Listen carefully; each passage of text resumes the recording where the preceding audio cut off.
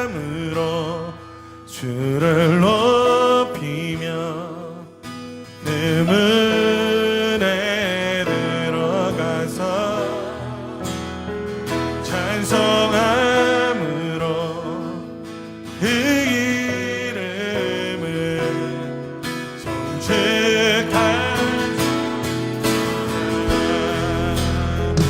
감사함으로 주를 높이며 그 문에 들어가서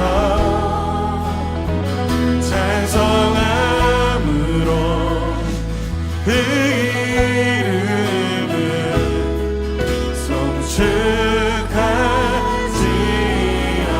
송축하지어다.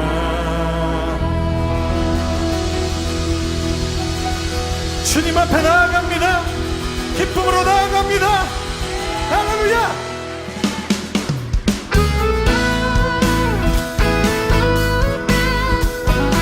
우리 선하신 하나님 앞에 기쁨의 함성 올려드립시다.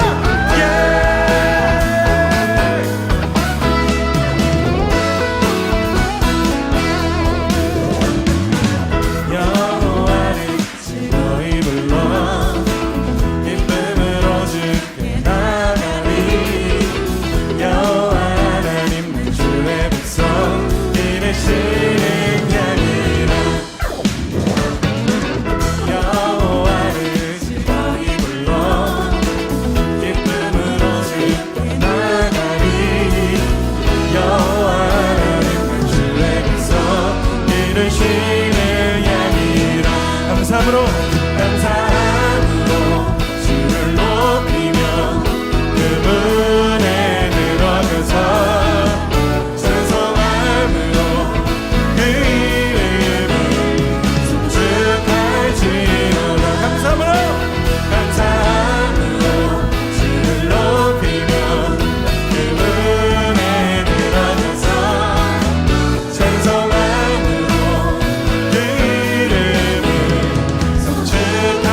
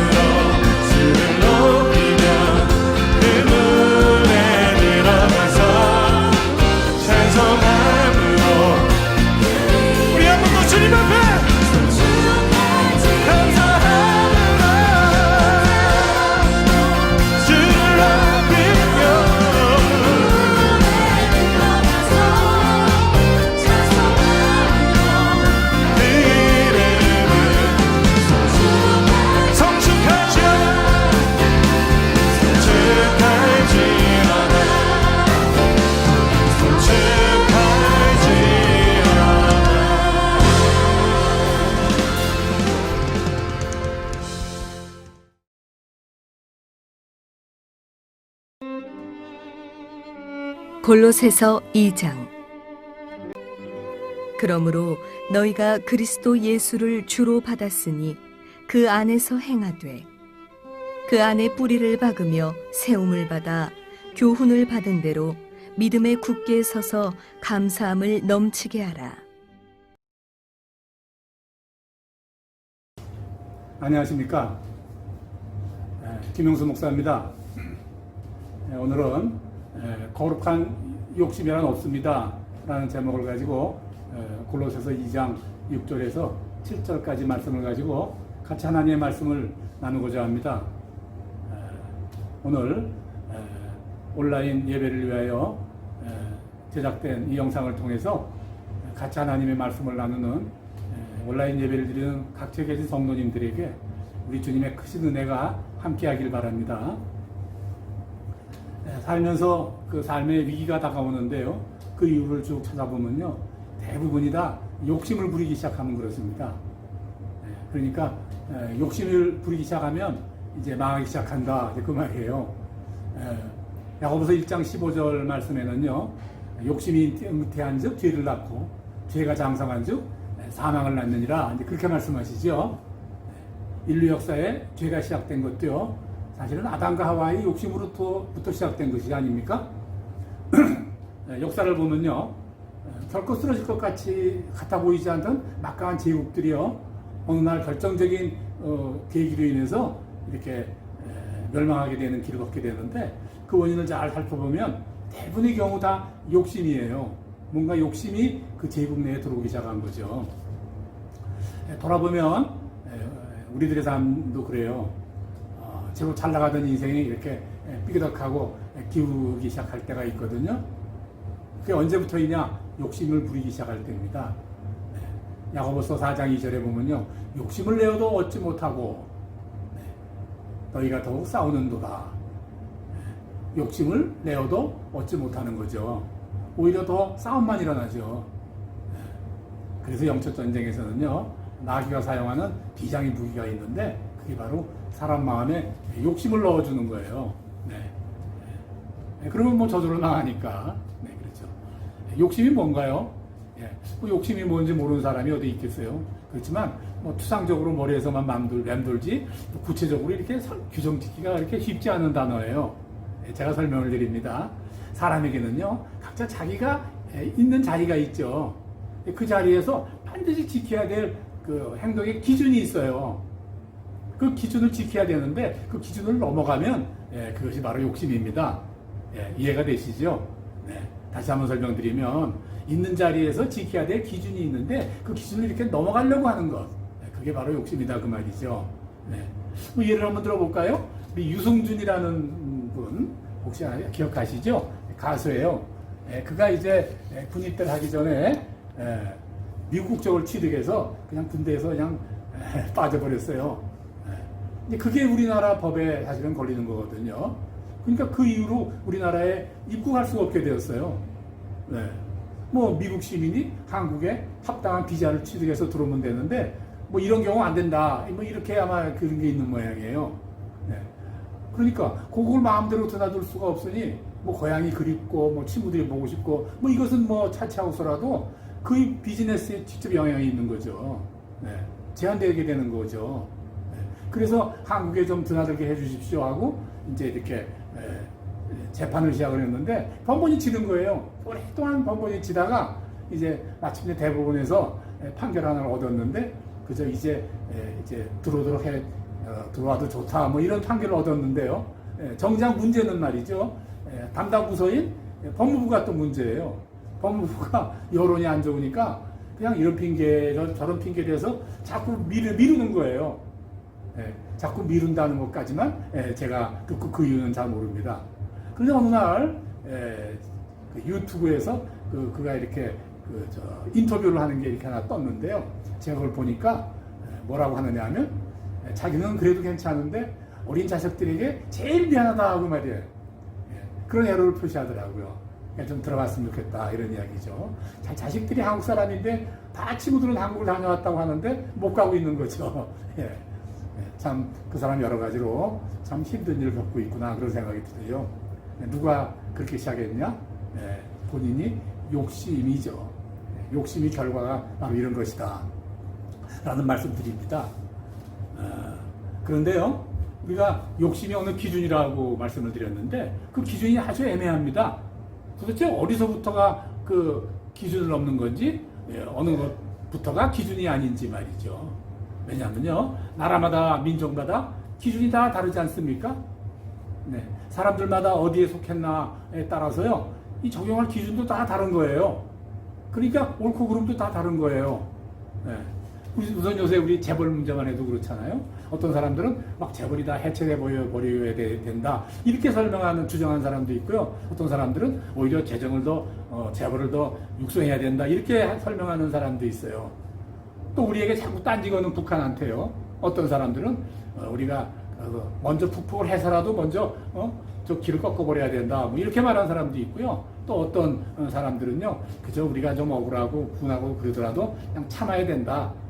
우리가 이렇게 참고 우리가 어떻게든 간에 이렇게 해야 된다. 뭐 이렇게 하는 사람도 있는데, 뭐 저도 생각이 제가 말씀은 안 드리겠어요. 뭐 여러분도 다 생각이 있겠지만, 뭐 그거 가지고 다투지 않는 거죠, 우리. 왜냐하면요, 각자의 생각이 다를 뿐이지, 뭐 누가 맞다, 누가 틀리다라고 확실하게 정할 수가 없는 것이기 때문에 그래요. 다만요, 내가 속한 세상, 거기에 따라서 좀 기준이 좀 다를 뿐이에요. 맞다고만 자꾸 주장하고요, 하게 되면 뭐 싸움만 날 뿐이죠. 해결되는 것도 없고요. 조금 전에 말씀드렸던 그 유승준 씨 경우도 그래요.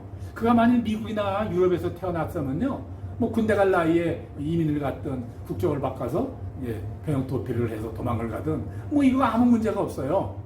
문제는 그가 한국인이기 때문에 이런 문제가 생기는 거예요. 한국 남자는요, 반드시 군대를 가야 된다.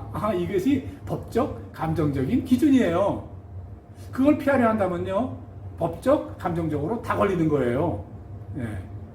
그 기준을 넘어섰잖아요. 가야 될 나이에 나라를 바꿔서 그냥 도피해버렸으니까.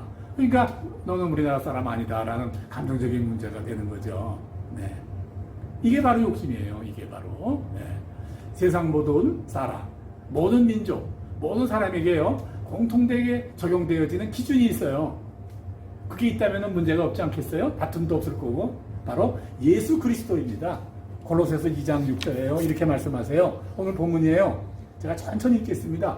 너희가 그리스도 예수를 주로 받았으니 그 안에서 행하라. 그리스도 예수를 주로 받았으니 그 안에서 행하라. 이렇게 말씀하시거든요. 오늘 본문에.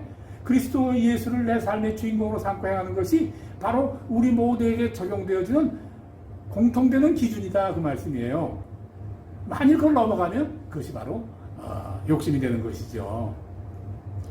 우리 다 아는 건데 설명해 드릴게요. 왜 예수 그리스도가 내 인생의 주인이 되어야 하는지 아시죠? 왜 어떤 이유로 그리스도 예수가 내 인생의 주인이 되어야 되는가? 또 어떻게 주인이 될 수 있는가? 그거 다 아는 거지만 우리 한번 정리할 겸해서 제가 말씀을 드릴게요. 왜냐하면요, 내가 사는 이 세상은요, 바로 그리스도 예수, 하나님 그분의 나라이고 나는 지금 그 나라 백성이에요. 그렇기 때문에 그렇다고 말이죠. 골로새서 1장 13절에 이걸 간략하게 잘 설명하고 있는 게 있는데 이런 내용입니다. 그가 우리를 흑암의 권세에서 건져내서 그의 사랑의 아들의 나라로 옮기셨으니 그의 아들 안에서 우리가 곧 구속, 곧 죄사함을 받았도다. 다시 이해하실 거예요. 우리는 원래요, 흑암의 권세가 지배하는 나라에서 살았어요. 그런데 그리스도께서요, 우리를 그곳에서 건져내가지고 그의 나라, 하나님의 나라로 우리를 이렇게 이사하게 했다고 말이에요. 그걸 구속, 곧 죄사함이라고 그런다. 그 말이죠. 오늘 본문에 나오는 구속이라는 단어 있죠. 그건 원래 물건을 사고 파는 행위를 말해요. 흑암의 권세에서 다스린 나라에서 살 때 우리가 절망과 또 방황 속에서 살았는데 예수님께서 그의 피로 나를 사셨다고 말이죠. 피로 값을 치르셨다고 말이에요. 그래가지고 내 소유가 이제 하나님이 되신 거예요. 그래서 나는 지금 하나님 나라 백성이고요. 대한민국 백성이 아니고요. 하나님 나라 백성이 우리의 바로 아이덴티티라고 말이에요. 그러니까 하나님 나라의 백성인 우리가 당연히 하나님 나라의 기준을 따라야 되는 것은 아주 당연한 일이죠. 예수 그리스도가 바로 내 삶의 가치가 되어야 되는 것, 기준이 되어야 하는 것이 당연한 것이 아닙니까? 그래서요, 예수 그리스도의 기준을 살지 않고 넘는다는 것은요, 바로 나의 생각대로, 나의 계획대로 산다는 거예요. 그게 바로 기준을 넘는 거죠. 그게 바로 욕심이라는 단어의 의미예요. 하나님이 그렇게 말리시는 일이 있잖아요. 교만, 불순종, 또 우상숭배, 그런 것들이 다 뭡니까? 실상 그 내막들을 하나하나 자세히 따지고 보면요, 바로 하나님의 기준을 넘어서려고 하는 거예요. 바로 욕심 때문이다, 그렇게 정의를 내릴 수도 있어요. 우리가 이 하나님 나라의 기준을 잘 설명하는 그런 성경이 누가복음 12장 16절에서부터 19절까지 있는데, 우리들은 부자농부의 이야기라 그렇게 해서 우리가 가르치고 있죠. 제가 그 본문을 읽어드리겠습니다. 한 부자가 그 밭에 소출이 풍성하매 심중에 생각하여 이르되 내가 곡식 쌓아둘 곳이 없으니 어찌할까 하고, 또 이르되 내가 이렇게 하리라, 내 곡간을 헐고 더 크게 짓고 내 모든 곡식과 물건을 거기 쌓아두리라. 또 내가 내 언어에 이르되 영혼아, 열에 쓸 물건을 많이 쌓아두었으니 평안히 쉬고 먹고 즐거워하리라 하되. 아주 농부가 부자예요. 근데 이 부자가 농사를 또 잘 지어가지고요, 큰 수확을 거두었습니다. 농부가요, 이 수확물을 잘 보관할 큰 창고를 지어야 되겠다, 그렇게 생각하는 거죠. 뭐 지극히 당연한 일 아닙니까? 더 나가서 뭐 그게 무슨 잘못한 일도 아닌 것 같아요. 그런데 하나님은 뭐라고 말씀하시는 줄 아세요? 계속해서 나중에 그 후반 부분을 읽겠습니다. 어리석은 자여, 오늘 밤에 내 영혼을 도로 찾으리니 그러면 네 준비한 것이 누구의 것이 되겠느냐? 자기를 위하여 재물을 쌓아두고 하나님께 대하여 부여하지 못한 자가 바로 이와 같으니라. 꾸지람하신 거 아니에요? 예, 너 잘못했다 그러면 안 된다는 거예요. 또 뭐가 잘못한 거죠? 예, 하나님 문제 삼으신 것은요, 창고를 짓겠다는 계획 세운 거 아니죠? 예, 그 창고를 왜 지었냐 말이죠, 네가. 예, 그것을 문제 삼으신 거예요. 예, 이 짧은 이야기에 무려 나 해서 몇 번 나오는 줄 아세요? 6번인가 그래요. 네, 제가 한번 읽어볼게요. 여러분 세어보세요. 한 부자가 그 밭에 소출이 풍성하매 내가 곡식 쌓아둘 곳이 없으니 내가 이렇게 하리라, 내 곡간을 헐고 더 크게 짓고 내 모든 곡식과 내 모든 물건을 거기에 쌓아두리라. 내가 내 영혼에게 이르되 평안히 쉬고 먹고 즐겨하리라. 6번이네요. 온통 나의 계획뿐이에요. 농부는요, 오직 나를 위해 창고를 지으려고 했던 거예요. 네. 자기를 위하여 재물을 쌓아두고 하나님께 대하여는 부여하지 못했구나, 이 말씀을 하시는 거죠. 그게 바로 하나님께서 지적하시는 문제의 포인트예요. 욕심으로 보는 거예요, 하나님께서는. 예, 나를 위한 모든 행위들이. 만일 농부가 하나님과 그의 나라를 위하여 내가 이 창고를 지어야 되겠구나 라고 했다면요, 하나님의 평가는 분명히 완전히 달라지지 않았겠습니까? 그리스도가 나의 주인이라는 고백은요, 우리가 결코 포기해서는 안 될, 정말 지켜야 될 우리 삶의 기준입니다.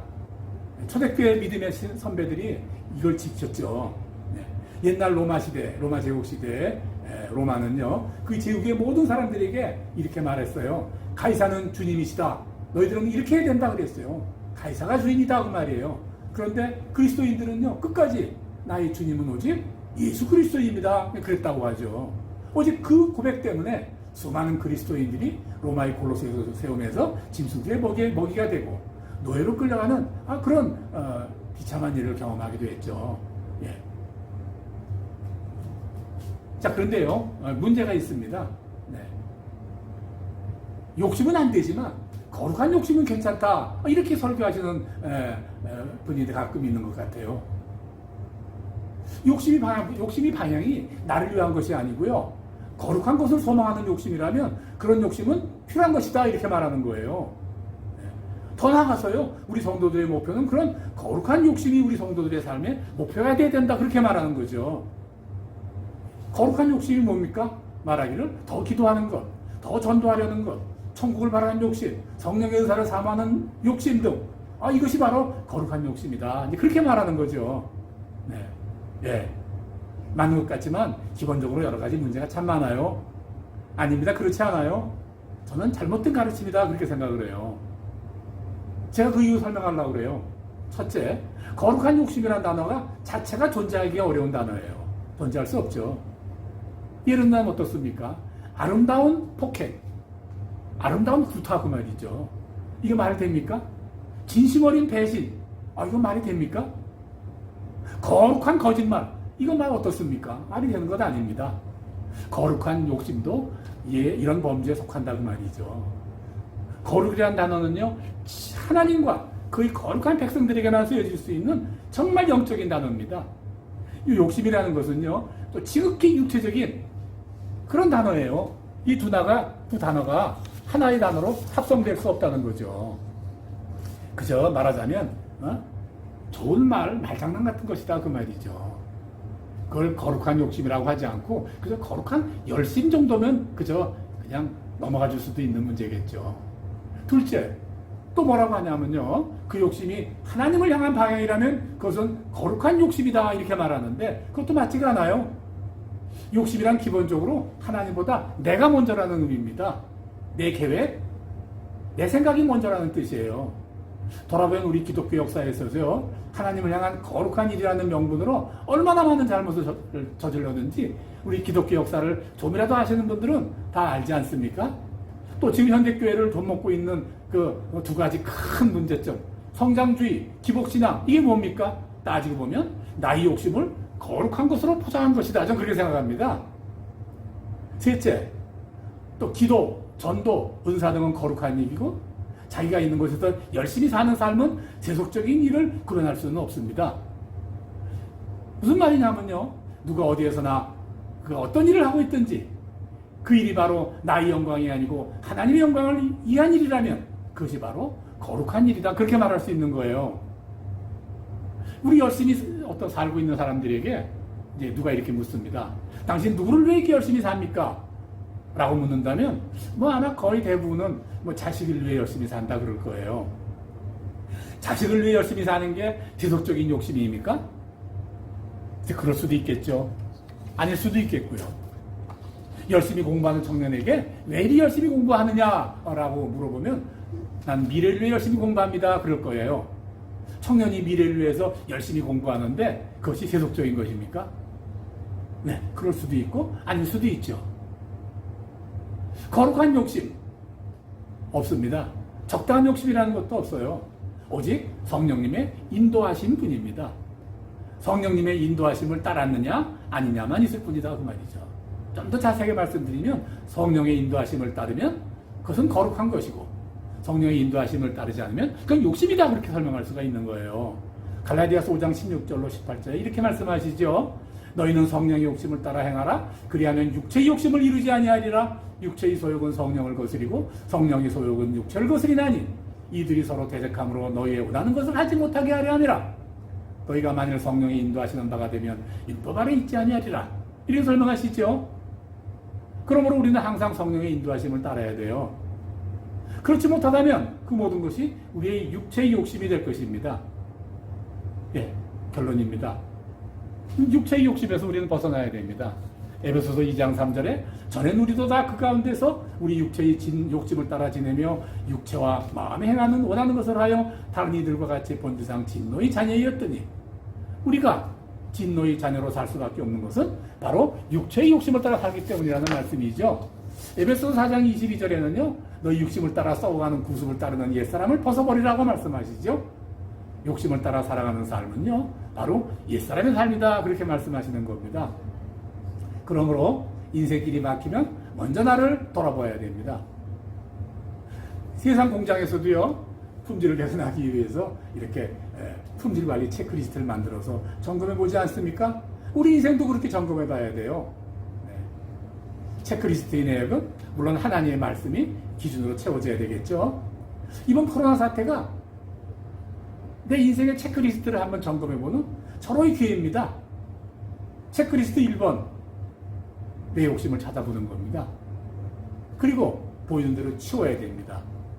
치우면 길이 보이죠. 인생길이 막히는 줄 알았는데 다리가 다 끊어져 버릴 줄 알았는데 길도 그대로 있고 다리도 있다는 사실을 우리가 발견할 수 있습니다. 욕심은 인생의 장애물이죠. 편하게 거리면 지고 있는 짐을 버리면 된다 그 말이죠. 그럼 어떻게 살 것인가? 오늘 본문 마지막 부분을 읽겠습니다. 그 안에 뿌리를 박으며 세움을 받아 교훈을 받은 대로 믿음에 굳게 서서 감사함을 넘치게 하라. 예수 그리스도 그분 안에 우리가 뿌리를 박고 세움을 받아서 그분이 말씀하신 교훈대로 믿음에 굳게 서서 감사함으로 매일매일을 산 우리들에게 바로 주님의 크신 축복이 있을 것을 믿고 우리 모두가 그런 삶을 살 수 있게 되기를 예수 그리스도 이름으로 축원합니다. 기도하겠습니다. 하나님 아버지, 우리 가운데 있는 욕심을 벗어버리고 그저 하나님 말씀하신 믿음 아래 사는 저희들 다 되게 하여 주시옵소서. 이 어려운 시기에 우리들의 욕심을 한번 되돌아보는 귀한 시기가 될 수 있도록 우리 모두에게 풍성한 복 주시옵소서. 예수님의 이름으로 기도드립니다. 아멘.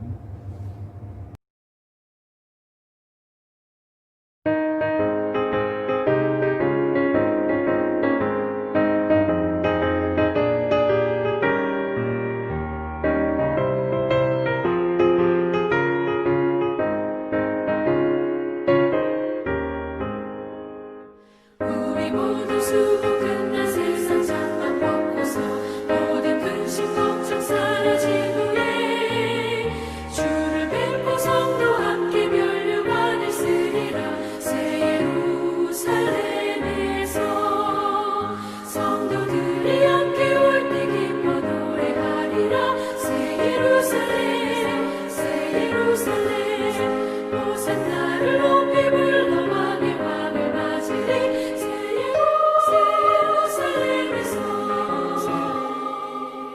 가는 길이 외로워도 주님 나를 붙드니 시험 환난 근심 걱정 없으며 주를 믿고 따라가면 그의 뜻을 알리라.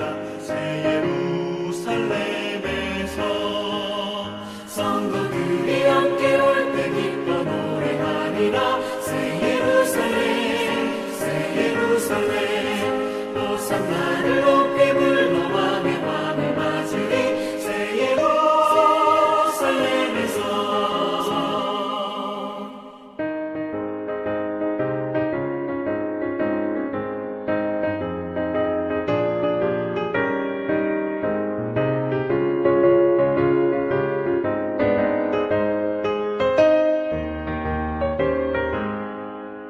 내가 세상 작별하고 모든 눈물 거두는 주의 영광 찬란하게 비칠 때 나를 구속하신 주를 기쁨으로 배우리.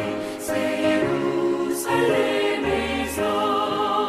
성도들이 함께 올 때 기뻐 노래하리라. 새 예루살렘 호산나를 높이 불러 왕의 왕을 맞으리.